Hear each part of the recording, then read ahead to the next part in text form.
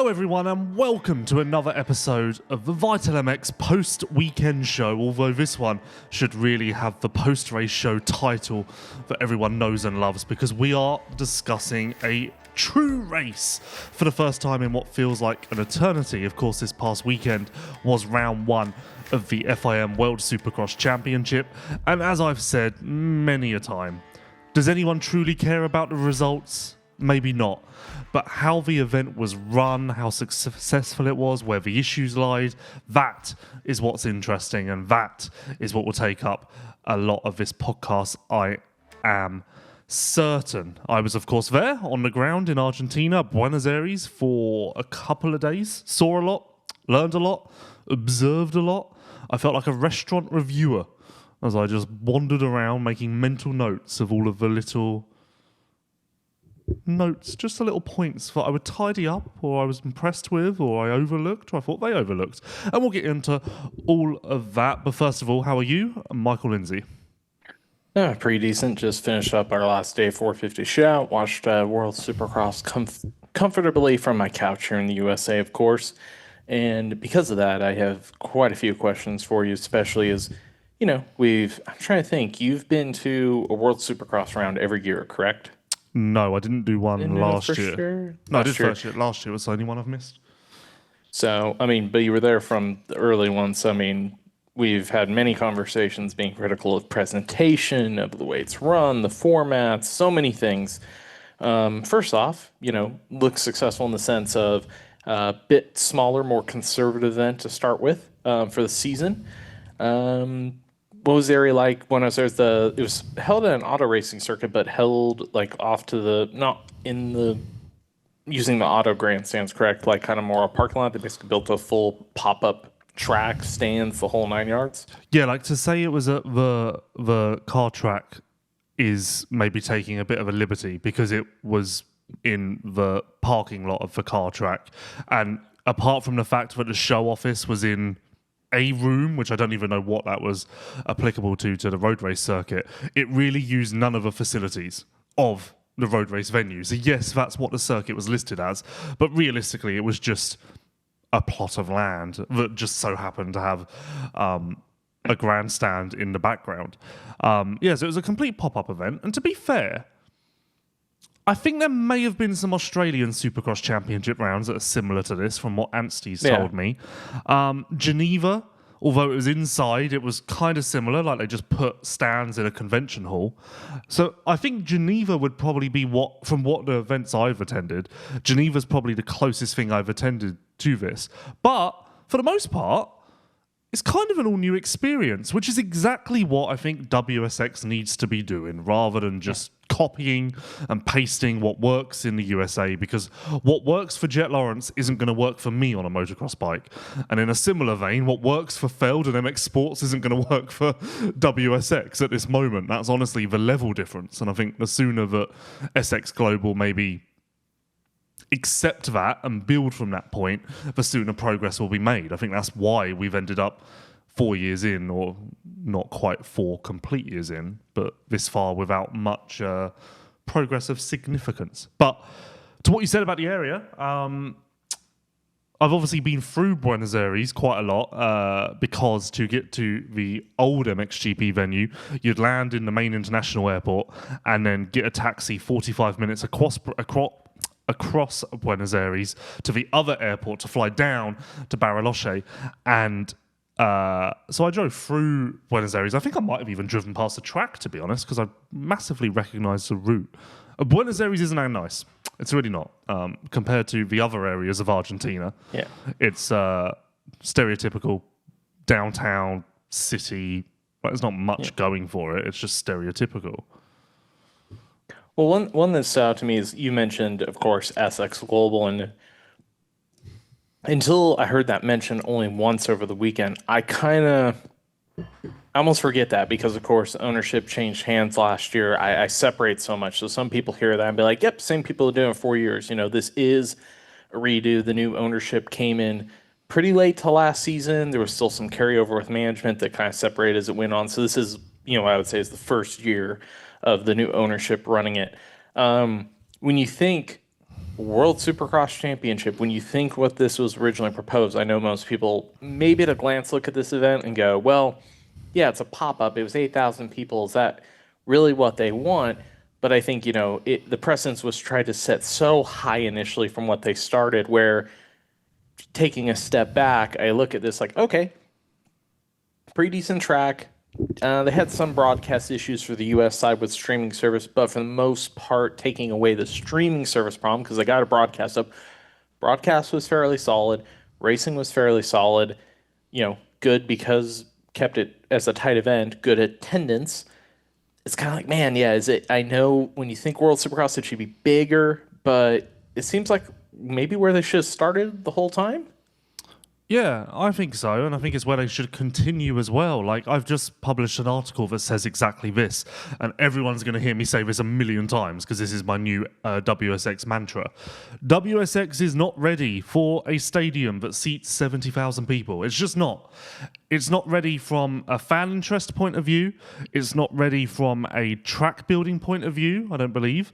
It's not ready from a competition point of view. Bigger floor, bigger track, bigger lap time. You see the fact that the depth in the respective classes maybe isn't quite there because people are more spread out. It's just not ready for those venues. What it is ready for is a pop-up event where success is very much defined by what they make it.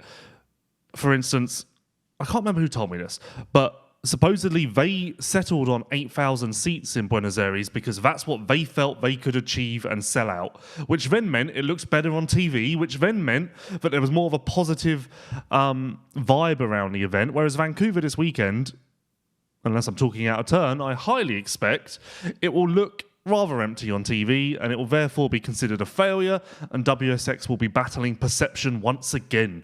I think it's much better if they just kind of choose their own lane, which is what Argentina was. And to be clear, like, they're not doing that again. The remaining 4 rounds, as far as Google says, are in full-fledged stadiums. Like, even South Africa seems fairly impressive. But I would hope or expect more events like this in 2026. I really would, because this is where they can make a little bit of an impact. I actually think. So I don't think the riders were exactly blown away by Buenos Aires. I saw a lot of Instagram stories that said happy to be home.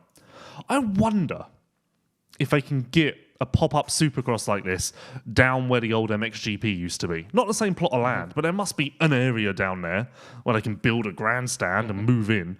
And I'd imagine, I don't know, MXGP must have gone there because there was local government backing or from the tourist board or something. So if they can go there, I think everyone, it was similar to how it helped MXGP. I think the optics of the lakes and the scenery and just a breathtaking location would really help the series. That's kind of the next step, is taking this pop-up location and putting it somewhere that's a little bit more appealing on the eye, because there was a lot of shit talk. Yeah, well, I was thinking about the pop-up. I mean, one thing that's interesting, like you said, the optics of trying to fill the stadium, but even the success of what they've had with stadium venues, because you think of the infrastructure. Yes, you're in proven infrastructure, but the cost of doing it in a stadium, the insurance, all stuff, like how many seats you need to make it worth it renting the stadium. It's like, how many more successful events could they put on without failure if they were very conservative pop-up events instead of having this continuous moving schedule? Hey, we're going... Yeah, it's cool some of the countries and cities they've tried to name and then it falls through. Would the success rate be higher if, hey, we are naming these amazing cities and locations, they're unique to the sport, unique to where we could send it, but if it was conservatively done as these style events, like, I would think off the top of my head the success rate to get them done would be higher, and that would be a great way to grow this series in terms of rounds without having to just bank off of, again, the big stadium, the big city location every single time. Could this be their route to get the schedule bigger in a more consistent basis without the kind of continuous issue we see? And also, I'm going to preface this. If anybody hears, I have a little bit of a list. My tongue's super swollen at the moment. Okay. Just random sidebar. It's bothering me listening to myself. Okay, well, there you go, everyone. Now you know. Yeah, I just think this is the way forward. I really do. And, SX Global clearly aren't that bothered about money. I mean, they just paid Hayden Deegan an obscene amount to do one race. But it must be cheaper to hold these events too versus renting a stadium and paying stadium staff and concessions and all of this stuff that goes into having a stadium. I'd imagine that's much cheaper to do. So it may be more cost effective, and who knows, maybe the budget you free up there allows them to pay for more guys to be wild cards, and that helps further the series as well. Who knows if I'm going to Vancouver, but I really hope I am going to another WSX, because I'm now ready to sit down with Tom Burwell and tear this thing apart and really get into the nitty-gritty with a bloke. Really. And I feel like British on British, feel like we can get somewhere. Feel like I can be blunt. I can break out a couple of my crazy observations, and I feel like we might be able to get somewhere. I hope so, at least, because I still feel like I'm a little bit unsure about, not unsure, but how many times have we heard Tom Burwell's very excited about the sport, he loves it, it deserves to go global, blah, blah, blah. We've heard the PR speak a million times. I'm now looking for a little more depth from SX Global in order to understand what the goals are. But actually, I mean, you're not going to know the answer to this. I don't think anyone does. I mean, I imagine they're just in the background. But remember, when Adam Bailey was still there, the two football guys came in. Mm-hmm. I guess that... Oh, okay. I don't know what. No. I said. Mm-hmm. No, I know. I just had balloons come up all over my screen, and I don't know why. I didn't. Celebration. So I presume they're still involved, just in the background, because I've not seen them publicly facing interviews or even at an event ever since. But I presume they are still the money people. I would think so at this point. I mean, they quoted that the entire board. Burwell said on the broadcast that the entire ownership and board was at that race. Okay, so maybe they were there, and it's just been so long that I don't recognise them anymore. I don't know. Yeah, I'm confused unless they left, like they came in and left very quickly. I'm really confused about that part. Because I look at Burwell and just think that he's the main man, but maybe he's not. Maybe he's just the front man, and these finance guys are further behind. I don't know. I think so, because Burwell is just the CEO, correct? I don't think he's financing this in any shape or form. No. Yeah, I guess in the same way that Adam Bailey wasn't financing it, I guess. I don't know. Yeah, I have questions. But yeah, look, it was the best WSX event by a landslide, and that sounds overwhelmingly positive, but let's not forget where the bar was set previous weekend was exceptionally low, embarrassingly low, in fact.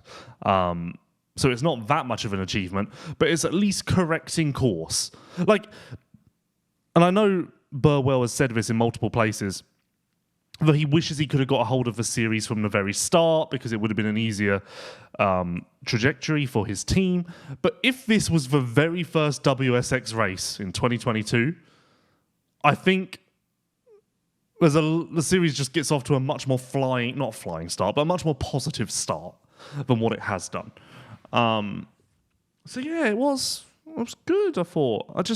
I do feel a little bit uninspired that it's now going to Vancouver, where I feel like it's going to fall down the same pitfalls that it has done every other year. So let me ask you this while we're stating the positives of how this first round went, putting on your little more in-depth glasses on this. What do you still... what stood out to you on the event that still needs to be improved? Was there anything that was just glaring to you, or were you overall the whole this is moving in a positive direction? Well, do you mean from my perspective, or riders' perspectives and everything, or just me for now? Let's start with your perspective, and then I'll ask you about rider. Well, from my perspective, as far as an event goes, it was almost faultless.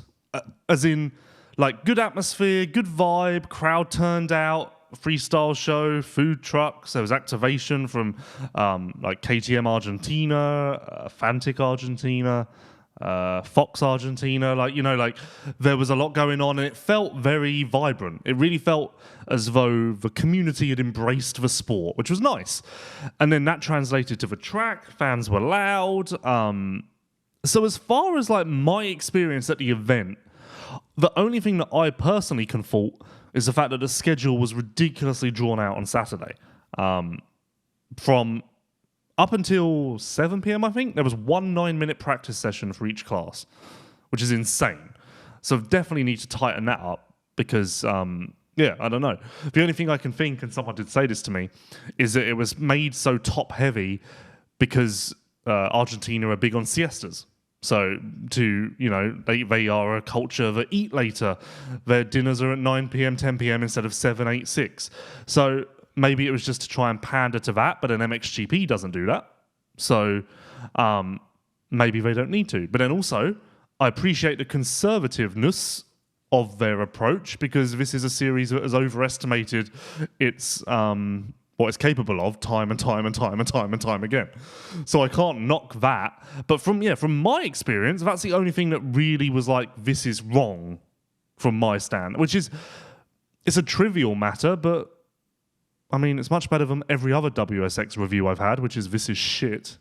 That's what it's been every other time. One of the ones we've talked about, the prior ones, was down even to the presentation, the opening ceremonies, kind of just how the event was presented to the fans was all that improved in a way. Like just the way podium interviews and the way they present the schedule and like everything just kind of for the people sitting there as you're sitting there as a viewer live in person was all that a lot more dialed in. Well, I don't speak Spanish, so I have no idea what they were saying the whole time. So maybe the people were informed, but I wasn't as much.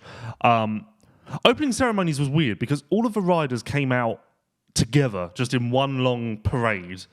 Mm-hmm. Again, like, they loved the team aspect. They loved bringing them out as teams, but they all just, it wasn't like, and this team and this team. They all just rolled on out together.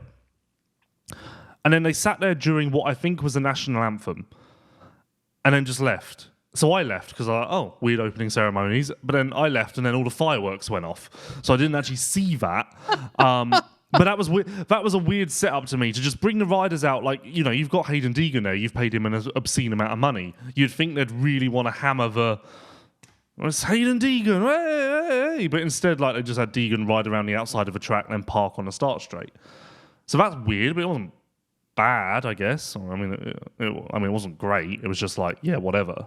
No, the fans were into it. Like, the fans were into it. And if I have to give credit to, like, the minor details, the grandstands could have looked a lot worse. I was quite impressed that they went through the effort of putting LED screens along the bottom of every grandstand, because I think even on TV that really made a difference. There was a big screen there. There was a little bit of confusion from the riders about, like, podium interviews and, like, what is in stadium versus what is TV and that sort of stuff. Well, did you watch the whole program? Similar to many. I could not get on the stream at first. I had to wait till we got emailed the secondary stream, so I missed a good chunk of the opening part of the program. Well, how was it presented on TV? Oh boy. Not bad. It's typical stuff we complain about even on our ends. Cameras didn't follow battles. I'll be honest, I did not have. Some people I noticed had what would you call it? A nostalgia for Ralph and Jeff. I did not have it. Daniel was pretty good, but Ralph and Jeff both kind of seemed like they were.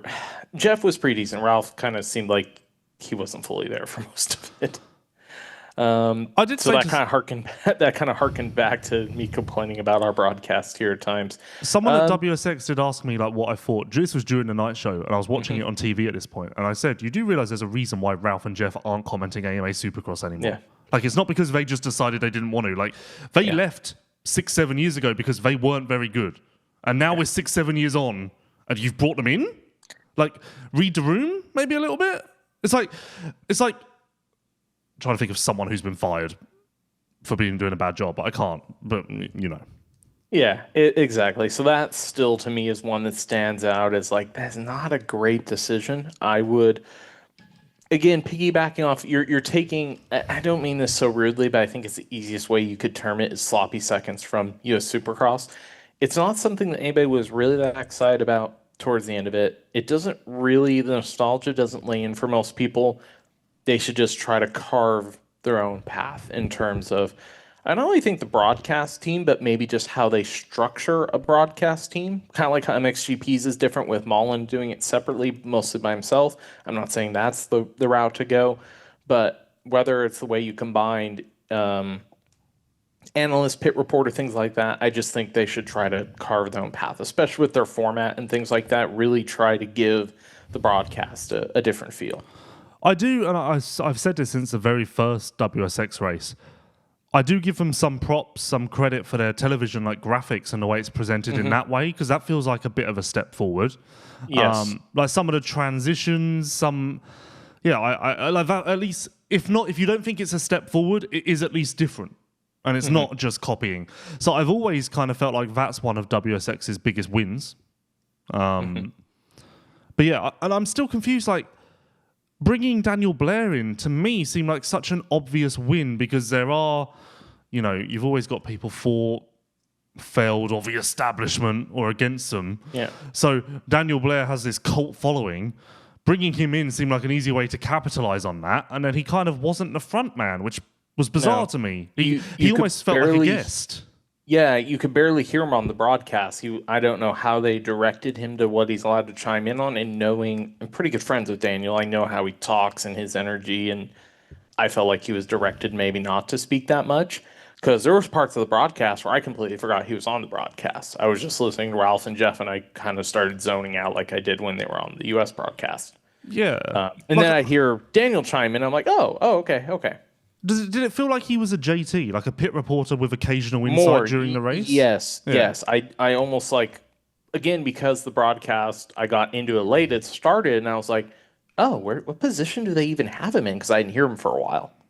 Yeah, it seems like the obvious move would have been to make Daniel Blair the front man, the voice of the series, the public face, just because that would capitalize on his cult following, which, whether you agree with it or not, it gives you some fan base. But I think if they did pull that fan base in, that fan base is like, oh, this sucks. You're not giving our guy the time we want either. So yeah, that is bizarre to me. And also I do think it could maybe benefit from not just having an all-American panel, because that is just so similar to American Supercross. And this is meant to be global. Like, you don't have F1 with an all-American panel, Every series that is technically a world championship in the venues it visits doesn't have an all-American panel, and for the most part doesn't have an all single nationality panel. So maybe they missed the mark on that a little bit as well. And that surprises me, because to be honest with you, with the new ownership and all of that, I really thought they seemed to want to change a lot. For them to just keep the same broadcast team, with the exception of bringing Daniel Blair in, surprises me. Because you'd think it seemed like they kind of ripped up everything except for that for some reason. And I don't know why. Yeah. But anyway. Yeah. And also, this is meant to be a series going into the future, so why are we harping on the past? It's like saying, WSX, we're going to be the future. We're racing two strokes. It's kind of like similar to that. One other thing I'll state, just from what I thought was it even struck me is I was very shocked for U.S. market not having, compared to years past, where at least they've had some sort of a broadcast partner. I was very shocked for the U.S. market that they didn't have anything very mainstay. Yeah, but I was thinking about this because I saw a topic or a comment on the forum last week that said the series will never get big until it has a mainstream broadcast partner. But then MXGP doesn't have that in America. I know they have CBS, but I don't think it's like so concrete, you know? So I don't know if that's even possible for a motocross series that isn't just in America. I feel like you kind of have to go the MXGP TV route. Well, that's what I was going to say is, so they have broadcast partners in some, in some major markets, and in others, like in ours, they weren't. I just think you would pick a lane and stick with it. Either go the all broadcast partner route or go the MXGP route and build a service and make it a consistent service across all markets instead of. I definitely don't like, because Supercross has fallen into this category in the U.S. between when Peacock was first getting off the ground. We had some races on TV and some on Peacock only, and some of this, that. Just, you need to bring fans in, make it very simple, Like, I'm not saying simple to access in terms of being free, but just make it very easy for people to figure this out, especially the broadcast they were using. I saw a lot of people complaining about even trying to get their card info and just pick something that's extremely easy. so people don't have an excuse to try to get into your program and be like, F this, I'm out. Because I know some people that told me they even tried before the issue of the broadcast not working. I know some people that even just tried to sign up for Recast where it was and just being like, yeah, no, I'm good. I don't trust this. Like, I'm out. It's a pain in the ass the way they do credits and stuff. Like, I don't want to deal with this. They did have, didn't they? Before the previous ownership, WSXTV.com did exist, I swear. Mm-hmm. Wonder why they got rid of that. That's weird in itself. Yeah. Wonder if that, hold on, I'm going to see if that domain still exists. WSXTV.com. I think it was WSX-TV. Okay. Don't recommend anyone puts that into... Oh, no. And if you're below 18, definitely don't. Please stay away. Maybe if you're below like 42, stay away. Okay, so WSX TV's gone. Sorry, just really taking me aback. The most shocking thing we've learned on this podcast. Yeah, I don't really know where to go from here. Let me tell you about one of our partners. Let's start with DeCal Works. Yes, decalmx.com. They will be very forward-facing in WSX this weekend, of course, as Eli Tomac races for the first time on a KTM, and therefore with DeCal Works graphics. Very exciting for everyone involved there. They've been printing plenty of number-free backgrounds, and you can get them to print your number in a similar manner if you head to decalmx.com. Fully customizable options, plastics, seat covers, graphics. There's a lot going on there, almost too much to describe. And I think you hear Decal Works, you think graphics. I do, at least. The offering on decalmx.com is a little bit more than that. So maybe you'll be surprised if you head over there. I'd recommend it. And actually, while we're on the subject, Eli Tomac will also be racing with Motorex for the first time this weekend. Motorex, known for high-quality engine oils, also has an entire line of clean, care and lube products to keep your bike running strong and looking great. Maintenance made easy with race-proven Motorex clean, care and lube products. And Tomac is, of course, going to be a big get for them. Do you think Tomac on a KTM is bigger than Deegan? Because I was theorising this with a few people. I would almost argue there's more interest. There could be more interest. I think so. Like, because of we kind of talked about going into it. It isn't Deegan's like AMA debut. It was a 450 debut. He hasn't been on it that long. It's an off-season race, different format stuff. There's just some tangibles there where I don't put a lot of weight in the result, where different Eli transferring to a KTM, regardless of where the heck it is in the world, I'm very interested to see how it plays out. So yes, from a lineup standpoint, I in my head initially I wouldn't have said this, but I have more interest in the Eli KTM debut than I did in the Hayden Deegan 450 debut. And then, of course, Australia, the third round, will be bigger because it brings both of those together. Plus yes. Web. And I guess part of that, too, is then you're into a major... That one falls a lot of interest because, similar to Canada, in a full stadium, we would expect a track that's a little more maybe what we're used to seeing, and you could put maybe a little bit more weight into those results or what you're seeing to kind of build some storylines going into next year. Yeah. I do worry for WSX, though, because, like I said... There, you go from Deegan's debut to Tomac's debut to then Tomac and Deegan together. You're building step by step, and then you kind of fall off a cliff. Because not only are you losing Tomac, Deegan, Webb, you're also losing Roczen. So I worry that all of the momentum that they will build across these first couple of rounds is just going to literally evaporate instantly when we get to Sweden and Cape Town. And I don't know how you can maintain interest because, as we've said all along, it's going to be hard when you're building this narrative, and then you get to the point where you're going, and this fifth place rider is going for the championship now. It's like, well, hang on, have we been watching a completely different series? Because I'm used to seeing Ken Roczen with the red plate, you know? And I honestly don't think there's a way for them to manage that. Another thing I need to ask this Tom Burwell fella. A lot of questions that need to be answered. But you mentioned the track.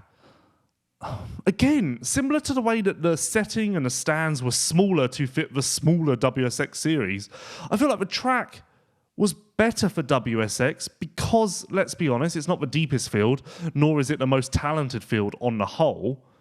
So that track, with the exception of the whoops, kept the racing a little bit tighter, stopped there being so much separation, yet the whoops still did allow passes and allow the best guys to make progress, therefore adding a bit of excitement to the racing. But I do think you get to a bigger track with WSX, like Melbourne and Cardiff, and those floors were massive. You get to a track like that with longer rhythms and whatnot, and everyone just kind of separates a little bit too much, and you see that Kenny is X amount better than this rider, and that rider's X amount better than the next, and you don't have as many riders to plug the holes, which again won't so much be a problem in Canada and Australia, but come Sweden, I don't know. Yeah. Let me ask you one. This one still sits on me from even the first year. And again, this back should just need to be different, not copying. Like, do we need 2 classes? So I did a lot of really put my fucking nose in some places this weekend. I was that nosy neighbour. I was the only English speaking fucker there. So I was really just like, and again, as I said, a lot of downtime. Way too. So I just poked around, what are we thinking about this? What are we doing with this?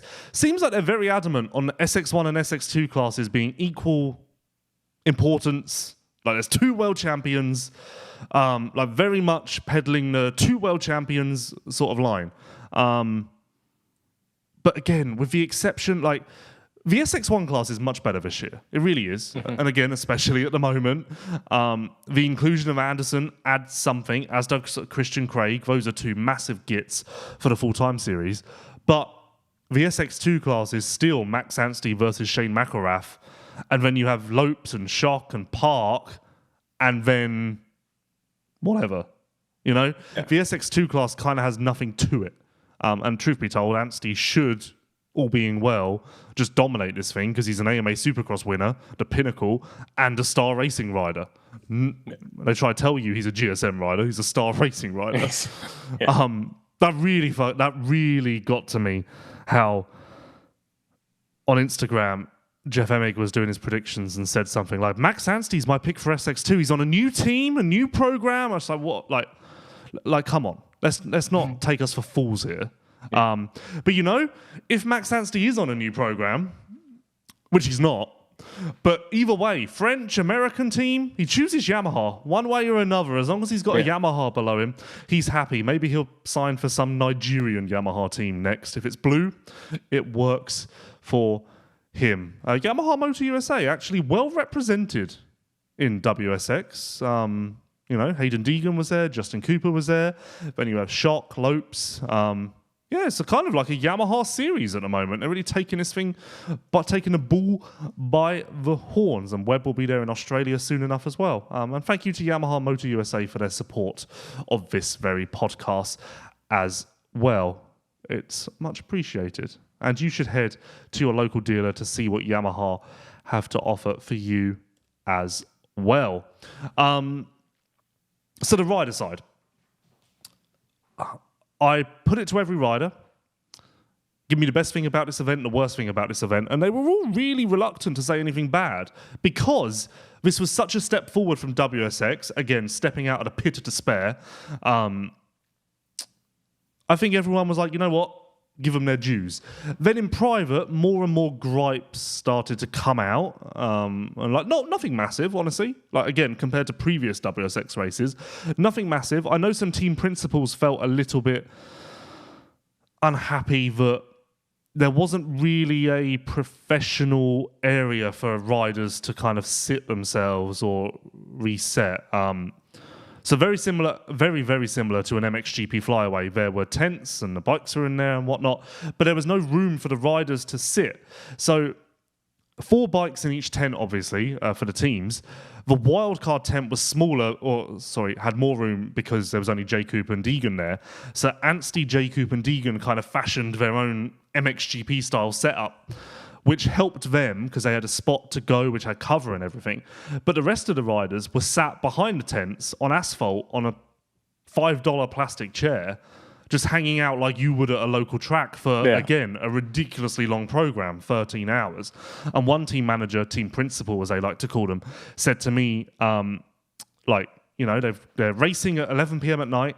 They're coming in, they're sweating, and then they're just sat outside in the cold. There's no climate control. Like, what are we doing? And then a lot of riders were rightfully aggrieved by the fact that the pit setup, which again was a great atmosphere, very vibrant, very good for WSX.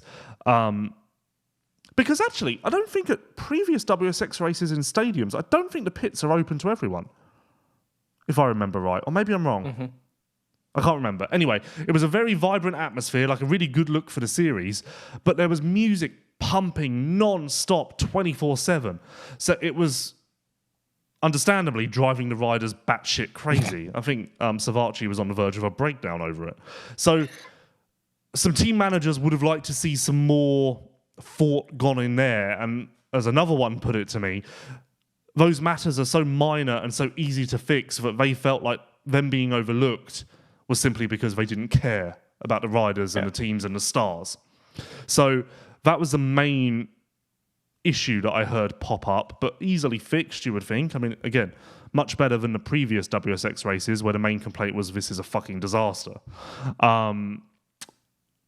So that was the main complaint, but there really wasn't many. Speaking of the teams, do you think that we're still in a weird spot where, you know, they're down on teams? We also lost Craig Dack going into this year. It's been replaced by Stark, but we don't have a full field of teams. There's still a team championship, but I don't know if they market it or put the value into it, but then you have so many random wild cards they're doing now, and then I still don't understand Kenny's situation of being a wild card, but on a team, and is Nichols just picking up his points? No, I confirm this today. The whole thing is a mess. The Nichols picking up the points is wrong, and it's always not happening. So thank God, because I would thank you. I was getting very worried there for a second. I would never talk about WSX whose again. name's on the trophy? Colt Nichols. If Colt Nichols turned up at round 4 with red plates, I'm officially like, goodbye WSX forever. You're never getting another mention because we don't have time for that. Yeah, they are big on the team, and I was thinking about this at the race because it's hard. I don't want to contradict myself because they are big on the team championship, and I know we've spoken on this podcast about how good it would be if this sport cared and we could put weight into the constructors championship like they do in F1. So from that sense, I understand the angle, but it doesn't quite work in this arena, especially WSX, because it's, you know, satellite teams. And truth be told, SMX have tried to push it a little bit more this year, last year, and still it's not really gaining traction. So I always feel like... they tried to manufacture one that was a little meh. Yeah, and obviously that means more because Honda, KTM, Yamaha sounds a lot more significant than Pipes Motorsports Group, Team GSM, you know, like that's not got a fanfare. Yeah. But even SMX, it doesn't really work. And I do feel like WSX are putting a lot of their effort into that and maybe hitching their horse to the wrong wagon or whatever, hitching their wagon to the wrong horse. So I don't know about that, but they seem to be very married to that concept. And I think it's important for them also because it does give the team principals a sense of importance that maybe they don't get elsewhere. And if it panders to them and keeps them around, I guess that's what's most important because they can't lose any more teams. But yeah, again, I'm kind of just repeating everything I've written in this article that's now up on Vital MX. But what the situation is now is you find yourself asking, is this a championship or is this a series of exhibition races? And for me, it's the latter. But for me, that's fine because at this point, it's easier to lay a foundation with a series of exhibition races. And I do wonder, I know they're going to read that article, without doubt. It's been up an hour, they've probably already read it. They're 100% reading this. They're listening to this as well, so hi if you're listening. I wonder if they'll read that and be angry. Because we're a world championship and we're a series, and how dare you say we're a series of exhibition races? But if they said that or felt that, I would push back and say you're overestimating your position in the market again too soon. Yes, you've got the title of world championship. Yes, you're WSX. But please just look around you and realise where you're at. And right now, realistically, you're barely more than a series of exhibition races. Another point of his article that might Part of what I get back. Oh, sorry. Go No, ahead. well, I was just going to say on a similar note, another point in the article that might piss them off is I said it like let's stop comparing it to SMX. It's never going to be there. This is competing against Paris and OzX, and that's where it sits in the market, which again I think is accurate.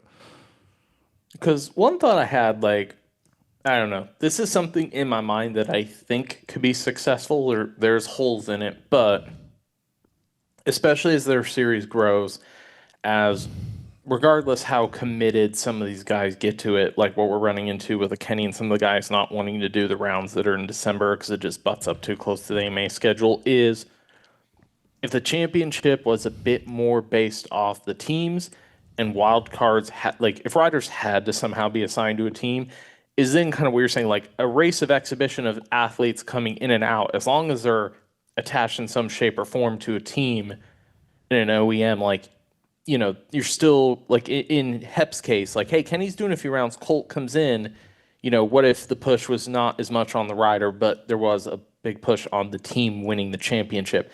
Then it's okay that you have a cast of characters constantly rotating, but there's still more of an end goal with it. Yeah. If you could put more of the spotlight on the teams, then you could get away from the pressure down the road of, oh, we have to find a way to get the Deegans of the world, the Tomacs, to commit to us full time. Like, hey, we can use for the bigger names that do eventually want to transfer to us, awesome. But then it gives you an excuse to still maximize off these. Hey, we can get this guy for 2 or 3 rounds. This team said they can get this guy for 2 or 3 rounds if we pitch in, and then push that narrative of, hey, you know, cool news again. Let's say if there was some sort of KTM back team, hey, they were able to secure Eli Tomac for 3 races to help their championship cause. It's something different. Yeah, and again, I don't want to contradict myself because in an ideal world, I would love everyone, including me, to really, really care about a team championship in MXGP, SMX, WSX, whatever. Yeah. But maybe cynical, I just don't quite see us getting there, and I don't know why. Maybe because we're all so individual, but then so is car racing and other motorsports. So I don't know. And actually, you know what? Probably another question for Tom Burwell. Push him on, because they are really making this their identity, I feel. Hey, you know what? And to their credit, at least they're doing something slightly different rather than just copying and pasting what America's doing. Because once again, America's America, SMX is SMX. It's the pinnacle, it's the top of the tree, and it's never going to get anywhere close to that. It can't try to be that. I can't try to be Jet Lawrence. That would be embarrassing for me. And I think that's where WSX has been in the past, which is once again why I liked Argentina, because it was a unique thing. It didn't automatically evoke memories and comparisons to SMX. You felt like you were living a unique experience, which is better. Vancouver won't feel like that, so I'm curious to see what the different vibe would be. Should we talk about the racing a little bit? I felt like I had something else to say, but I can't remember. Do I have anything else to say? Good question. Good question, Lewis. Great question, Lewis. Great question, Lewis. No, I don't know. I feel like everyone thinks I'm being insanely positive about WSX, and I am in the sense of this was their best event ever. Like, I do believe that. But when I say their best event ever, I'm not saying in the category of SMX or whatever else. I'm using, again, trying to remove all bias or anything else and judging WSX on WSX. This is, by their standards, far and away the best. Far behind SMX, but far ahead what WSX's bar is. No different to if I went bowling, and for the first 5 goes, I knocked down 2 pins, and then on the 6th go, I knocked down 7 pins. That is WSX up until Argentina and then Argentina. That's a terrible analogy, but I quite like it. Yeah. The racing. This is probably, again, what every series falls into. I'd imagine on TV it came across a lot worse than it did in person, and I've seen a lot of comments saying it was kind of boring. So was it boring? The races blend together. I mean, we talked about it. Kenny talked about his illness, but I mean, really, class of the field, masterclass performance. I don't know. It was somewhat predictable on each gate drop. 250 class, Max Beyond destroyed it. Shane was off. I think the most valuable thing I learned is that Starks are still terrible at moves. I think that's the most valuable thing I learned from racing. I feel justified in the fact that I didn't believe that Stark in WSX was anything worth talking about. I didn't believe that it helped the series. I felt like it was too gimmicky, and I would argue that all of that is accurate. And also, well done, Stark. It takes a lot to seriously fuck things up, but to be penalised in 2 of the 4 races for exceeding the power limit, and by all accounts, at least the paddock chatter was that in the Super Pole and the second moto, they were running 450 power, was what I got told. Again, that was paddock chatter. Maybe that's not true. But the FIM document says they exceeded the power maximum or whatever the wording is. Like, what are we doing? Stark have been mad at me before for a podcast, so I'm going to try and be measured here. When MXGP came out and said they were doing an electric class, all you did is bitch and moan and release a statement saying, we don't want to do an electric class. We deserve to be racing against combustion engines. That's where we belong. You get your shot and you fuck it up. Well, too, is they've been racing French Supercross in different series and British Arena Cross Supercross, all that. I haven't seen this penalty pop up before, so how did we blow it on the first WSX, the biggest stage they've been able to race at? You know what? Benefit of the doubt, compared to those other series, I would imagine that there's much more, testing and scrutiny and all of that. Maybe they didn't understand their package until now, and then they were like, oh shit, that's wrong. I thought that was right. Maybe their calculations were off. Benefit of the doubt. Neutral Lewis, nice guy. Or maybe they just really wanted to win. I mean, again, putting my nose in everywhere because I was bored and lonely, had no friends apart from, well, the riders and teams, but they were quite busy. When Michael Hicks is second to Max Anstie in the Super Pole and only a couple of tenths off, I'm literally walking around with scratching my chin, going, that doesn't sit right with me. Are we sure, guys? Can I have a look at that data? Reminded me of the Paris Supercross. There's always been this theory that they slip on the button a little bit when it comes to the French riders, because randomly Aranda will be faster than Jet or whatever. And that was my feeling with Hicks in the Super Pole. But I don't know. I mean, it's not a good look. And you know what, actually? Stark, if they listen to this, hello to you as well, you will be mad at what I just said. Release a statement explaining what happened, because you have to. If you don't release a statement, then you're guilty. If it was a genuine error, you miscalculated your numbers, you miscalculated maybe it was a moisture setting situation. If it was anything like that, put it in a statement. If you don't have a statement, then that means you cheated, and that is a bad look. And if anything, maybe you're not allowed to race the rest of the series because, hey, you had your shot and you blew it. Deegan, well, I guess we should talk about Deegan. And actually, speaking of Deegan, his debut in Fox racing gear, and he certainly stood out because he's bold. And to be bold is not a choice. It's an attitude. When you're set on making history and pushing boundaries to get there, attitude is everything. It's not just about standing on top of the podium. It's about growing the platform, progression, self-expression, and the risks you're willing to take to change the culture of motocross. That's bold. Shop the Fox Racing Hayden Deegan signature collection by visiting foxracing.com. And in that little ad read there, it says attitude is everything. But a remarkably small amount of attitude from Deegan in Argentina, both pre and post race. We had humble Hayden, which was nice, I guess. People seem to respond well to humble Hayden. I think we talked about this on a pod. I know I've talked about it privately. I can't remember if we've talked about it on pod, but I've been very curious as Hayden makes the 450 transition. Because, I feel like a lot of people saw in the 250s, particularly this year, he doubled down with his persona, with his attitude, with the way he carries himself. And I was like, will he carry that into 450s? And then if the results aren't there, I'm like, can he back up and be... Because we've definitely seen him back up and be quiet Deegan. But I was like, can he be humble Deegan, and how is that going to come across, and is the fan base going to like that? And yeah, it actually went fairly well. Yeah, and some points of note, he missed his gate pick. It's been said a million times, but just to be clear, WSX runs a unique format where you pick your gate pick 2 hours, an hour and a half before the night show, so they can assemble a television graphic that clearly shows where everyone's positioned. Personally, I don't think the television graphic is that big a deal, and it's a little bit gimmicky, but there are positive intentions behind it, trying something new, so, benefit of the doubt and all of that. I guess the riders set their position by app or something, or the app, I don't know, there's an app involved somewhere, maybe that's what tells you the time, I don't know. And Hayden missed that, so he was put on the far outside.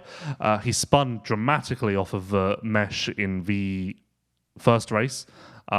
He said that was nothing to do with 450 or adjusting to clutch control on a 450 or anything. It was because it was freshly painted, which is a thing in MXGP especially. Riders avoid the green gates because they have more paint on them.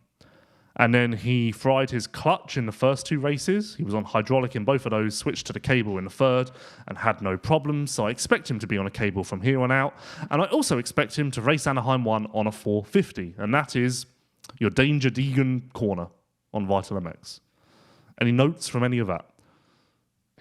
No, I think that about covers it. And to your comment, the clutch, I know Duff responded to one of our IG posts that yes, since Hayden jumped on that YZ 450, that's the first time at Yamaha he's ever rode a hydro. He never tested on the Star 250 or anything, so yeah, it happens. I know it seems extreme to some people, but as some riders have run into when they run into hydro, and we've seen Hayden burn clutches already on a cable. At least with a cable, it's going away because you have to adjust it. Hydro, if you don't keep it frame of mind, it's out of sight, out of mind, and before you know it, it goes from good to completely done. Yeah. But I thought it was good. Honestly, I have nothing, people are going to, it's Deegan. So, he didn't win, that's big news. But I thought Deegan was incredible. Rode brilliantly. I have nothing but good things to say about Deegan. Arguably the most positive I've been about him ever, maybe? It was really just, I thought it was great. And again, people are going to be like, he got beat by J-Coop. But yeah, I thought it was an amazing debut. He looked great. He showed real flashes at points. First race, he had the second best lap time behind Kenny. I thought it was great. I really, really did. So yeah. My question for you next comes to Kenny's situation. So you say that Kenny was number 1 time qualifiers in his races, dominated his races, etc. Everything. Is what you saw from Kenny there, I know he commented about the illness, the level you see him ride at there, is that just purely a representation of, hey, yes, it's a weaker field, but you look at the gaps he put on Hayden J. Coop, is there anything to just the confidence of him being there? And when you see that version of him, do you look and go, man, if Kenny could carry some version of this, if he could carry himself like this in Supercross, could he go on a bigger run this year than just kind of waiting for the 1-win scenario? I think there is something to the confidence thing. Similar to Marvin when he would go to Paris, Geneva, and whatever else. He was the off-season king for a while there. But equally, on a track like that, which was mellow, whoops were good, but the rest of it was fairly basic and mellow. I think there is just a speed that the top guys can top out at, right? And I feel like Roczen was there, and I feel like if Chase or Jet were there, maybe they'd beat Roczen, but they'd top out at a similar level because I just don't think you can do much more on a track like that. Kenny was amazing, but it wasn't like anything that I was like, oh, this is mind-blowing. It just felt like he was doing the most he possibly could in the environment. Again, not an AMA spec track, although there weren't many complaints about the build. Some odd spacing between jumps. The berms were the main talk, but just because they were really long but really shallow, which is weird. Watch Hayden destroy a million tough blocks looking for something to bank off at the top. Oh, tough block. Very weird to see almost the entire track littered in World Supercross tough blocks, and then a random small section of KTM tough blocks on one side in one tiny little straightaway. But it's weird coming course from Monster Supercross, having them all littered with sponsor branding, and then having all the world ones, and then one tiny little section of sponsored ones. Yeah, Stark and other stuff. That caught my eye for some reason. I was very confused. This did cross my mind on Friday or Thursday when I first got to the track. WSX has never had a lot of sponsors, but I remember the first year or second year, there were 5 sponsors. But this time, it was remarkably bare. And I was like, oh, Yes. like again, you're so used to just seeing like even the Finnish structure, MXGP, AMA. You're just so used to seeing something there, and to just see a WSX logo, it was like a stark reminder, stark if you'll pardon the pun, that we are kind of starting from absolute zero here. Yes. No, that's what kind of caught me off guard. I was like, man, because they had like some pay system one, like on a couple, that little batch KTM. And I was kind of like, man, if they have so little going on, I would think this would just be World Supercross branding to see those small bits. Because, yeah, if you go back to past races like 2023, the whole starting line, I think it was like Melbourne Brown had KTM branding. They had GoPro branding and a bunch of Honda like. Was it like Chips Ahoy or something they had? It was some cookie. Yeah, but there was definitely more brands in the what I would call like the orange generation of WSX on the bales. So to see like I'm looking at some posts here of them racing, with like GoPro branding and Mike's Hard Lemonade and other different things around some of the world tracks. I just looked through some photos. Yeah, so that did catch my eye a little bit. Well, and to be clear, because I think it's important to clarify this, there were KTM banners, there were Monster banners, quite a lot of those. That is not reflective of Monster Energy Global or KTM Austria buying into WSX and suddenly believing in the series. Those deals came from local markets. So just the Argentine distributor for both going, oh yeah, we'll give you some money for some advertising, so don't get ahead of yourself seeing those brands in places around WSX, but it's also a sign of where WSX can exist and make some progress without support from the main manufacturers. And it's also where SMX is kind of tied up a little bit, and why I think SMX going international would be attractive to them, because they can really only pull money from the North American subsidiaries of these brands, because that's all it's relevant to. As they said in the international piece, actually I may have taken this out. It was in there for a bit. I think I might have taken it out, but they said like there are companies that we could quite easily sell to in the Middle East, but it makes no sense for them to sponsor an event that's run in America. And WSX can at least capitalize on that. I mean, I don't think that they got major money from anyone, but it's a start and it's money for them that if they were in North America, I don't think they would have got any sponsors of any kind. So, again, smaller series, rock bottom starting point. It's better to start there in an uncrowded market where there are opportunities, because there aren't opportunities in following in the shadows of SMX, which is what I believe it was trying to do previous to this. I'm harping on this a lot because, as I said, it's my main takeaway from the weekend. But yeah, Deegan was good. Christian Craig was really good. I was actually really happy to see that. It was a really feel-good story. And you know what? What I said about WSX kind of falling off a cliff when they go to Sweden and Cape Town, if Christian Craig can win the championship, I feel like that will get a lot of like support on social media, other riders commenting saying, oh, cool to see, good job and whatnot. So I think if Roczen isn't doing the full season, we know that. He's only doing the first three. The best champion for WSX would probably be Christian Craig. And you know what?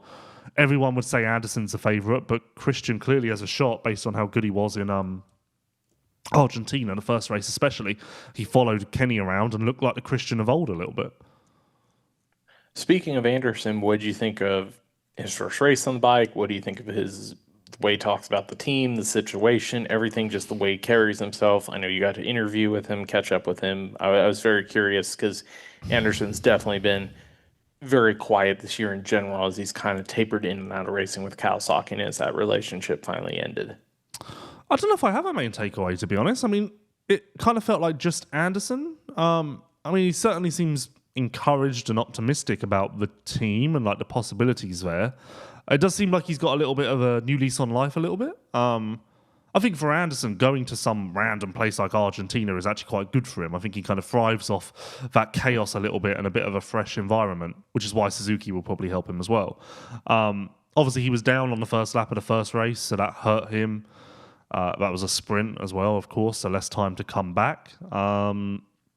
But yeah, it was fine. I mean, not spectacular. That's kind of how I framed it in the first question to him in his interview. Not spectacular, not terrible, solid start.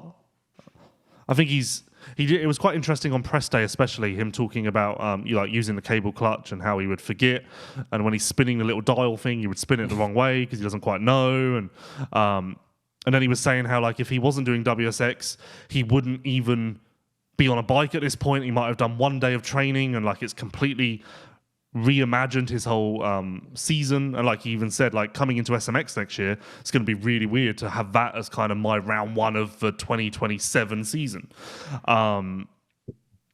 Also, most hilarious was me saying to him, like, how much do you care about WSX? You're doing the full season, and him just smiling and going, well, I have to be politically correct.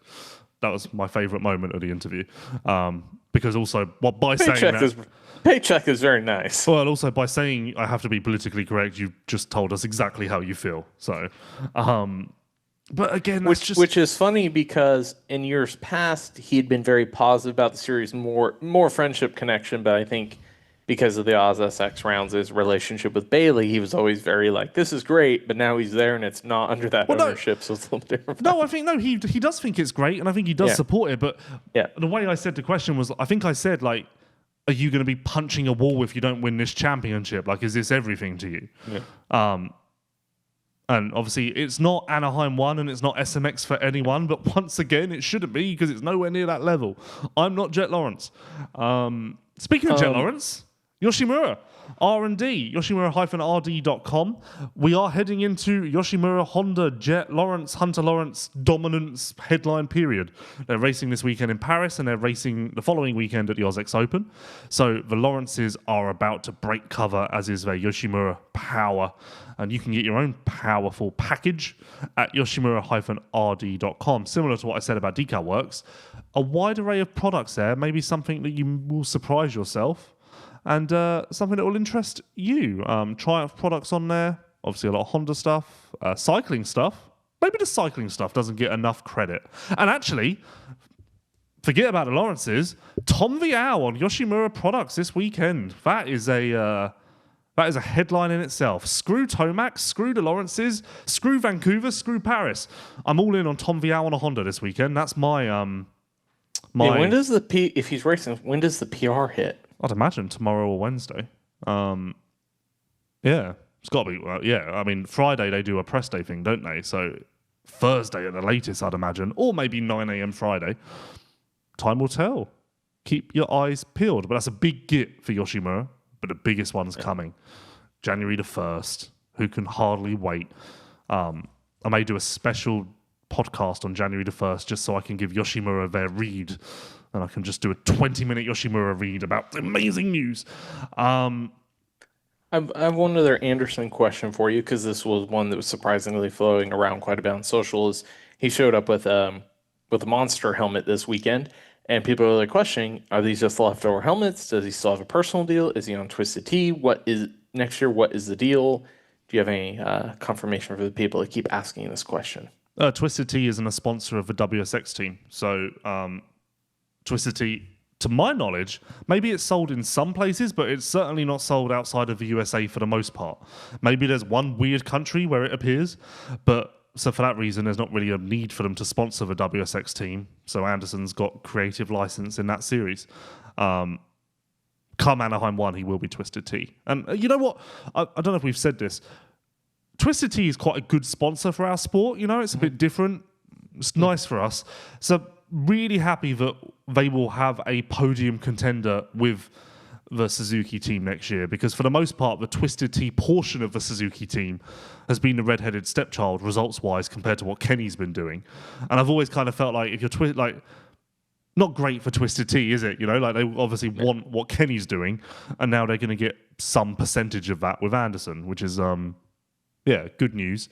But Christian Craig was my standout in SX1. Cullen Park was my standout in SX2. I think he was the second best rider behind Anstie, without doubt.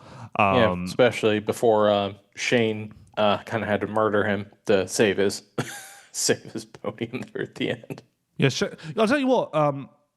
Press day. I know the event's been and gone, and they're pre-race interviews technically, but not a lot of race discussion there. Obviously, it's kind of a new series, and no one really knew anything at that point. So the press day pre-race interviews are just generic talks. The McElrath one was really quite good. I was really a bit blown away. Not blown away, that's a bit far. But I was really invested in the McElrath discussion, and I kind of wanted to keep it going, but it was at 10 minutes, and I realised we were kind of taking up a lot of airtime. I didn't get a chance to catch his. What I mean, what do you take of his overall performance the opening round as the defending champion, as he's done in general for quad lock on a 250 to be kind of off the mark? Not just a Max, like I said, Max should be the class of the field, but to have riders like Colin challenging him and kind of putting severe pressure on if they had to, be very defensive to save his position. Well, maybe this is wrong, but prior to Argentina, I feel like for the most part, when Anstie and McElrath have shaped up on 250s in WSX and whatever other races, they've been fairly comparable. But I guess that's only happened once since Max was on Star. So the races I'm thinking of are when Max was on quad lock or firepower and Shane was on Rick Ware. So maybe Shane was equal on equipment or maybe even had a little bit of an advantage. So for that reason, I was like, weird that Shane is so far off Max, but maybe now we're seeing the real representative of what the situation is. But then, this was my whole thing with Shane, admittedly. But Shane he hasn't even, because he did like his two Aussie rounds were nothing spectacular so far this year. Well, I think he only did one, but he crashed, I guess, in the first turn or something wasn't right. Well, the first round was a double header, okay. So he should have done both, yeah. But yeah, I think he crashed in the first, something was messed up, wasn't it? I don't know. Now the questioning on press day is a bit weird because he didn't do so well. But I said to him, you're really good on a 250, arguably better on a 450, better than on a 450. So I was like, are you as good as when you were a full-time 250 rider? He said yes. I said, if you race 250 West next year, would you be podiuming and winning races like you were 10 years ago? He said yes. And then I said, so are you just a worse 450 rider, or are we not understanding that you are just as good on a 450, but the field is so deep and so hard that 250 level, copy and pasted into the 450 class, just gives you this? And I think he said yes to that, if I remember right. And then we got into the contract stuff with Urive, because obviously last year he was on a race-by-race deal. And I was like, are you still race-by-race? Are we getting a contract at some point? Or are we just rolling this over every single week? Let's find out if we're in Vancouver. And he said he hasn't got a contract yet, but he is locked in for Supercross next year with Quadlock, which is interesting because obviously Christian is the new Shane over there. We're trying to find room for Christian now, but I really hope they do. Because again, I really thought Christian looked bloody good. And it was great to see. Any other questions? Anything else on your mind? I guess the last one is Christian, because I saw some negativity towards his comments about Star and how he felt like he was treated. What was your take on, kind of his pre-race talk about his situation, switching teams, how the last year went, his situation? What was your feeling being the guy sitting there talking to him? Well, maybe my memory is doing me a disservice, but from memory, I don't think I asked him about Star. But he just randomly said, yeah, I was used and abused at the old team or something, which caught me off guard a little bit. But I interviewed him 2 weeks ago, and he didn't say that per se, but he did say to be at a team where I'm loved, I'm wanted, they want me to do well, that does make a massive difference. So in a few places now, he's alluded to the fact that he was not wanted at Star, and from what I know, and I think from what everyone knows, it's abundantly clear that he wasn't. Because as far as we all know, unless we were all led down the wrong garden path, he was supposed to be filling in outdoors as soon as someone got hurt. And the fact that they didn't give him that bike says quite clearly they didn't really give a toss. So I think his comments are justified. If he thought he was getting into a deal that didn't materialize in the way that it was expected, then yeah. I think that was the question that led to the answer. I said something like, it must be so refreshing or weird for you to be at a race and be like, I'm racing tomorrow. The team wants me to race. The team wants me to do well. And it's very clear what my targets are and what I'm doing here. I was like, quite a normal thing for a racer, but for you, it must be fairly unique or special or almost nostalgic to be back in that position. And he said, yeah, and I think that's how we ended up on the Star thing. But I think he's justified. And Christian, there's a couple of riders out there like this, but for whatever reason, Christian does just get flack. And I don't know why. Mm-hmm. Some riders just seem, for whatever reason, they seem to just not be able to do anything right in the eyes of some fans. And I think Christian is one of those guys. I'm trying to think of others, but I can't right now. But they are on the tip of my tongue. I think Anstie's a little bit like that. Sometimes I see comments against Anstie, and I'm like, what? Why? Like, where's that coming from? Maybe there's a common denominator there. Maybe it's just guys who stay in the 250 class for a long time. But yeah, no, it was really good to see, I thought. Obviously, the issue that WSX continues to run into is the second half of the field is fairly anonymous. Like, we could sit here and break down Matt Moss, but no one's going to care. We could sit here and break down Austin Politelli, but no one's going to care. So that's the issue that WSX does run into. But hey, as of now, it's competitive with Paris and OzX, and that's where its lineup kind of sits.